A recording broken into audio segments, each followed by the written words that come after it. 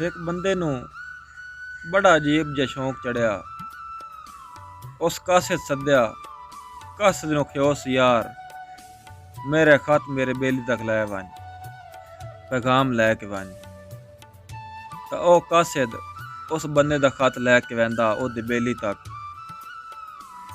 तो जिस टाइम बेली ओ खत पढ़दा तो खत दे विच केह् लिखिया? खत दे विच लिखिया कि कदी लोड़ तू सज्जण बीमार हो वञिया तैन शू गल तू पुछण आया।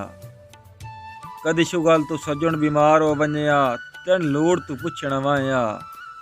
गल लगण तू पहल मजाक मजाक विच ढाई मार के सज्जण रुवाया। ते वत के ओंदा तू हस पौंदो मुड़ हस हस के एक दूए दे हाल पुछाया।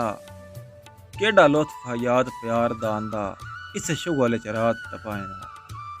तां इस तो बाद वो अपने बेली नूं उस खत दा जवाब लिख के गलेंदा उस कासिद दे हत्थों।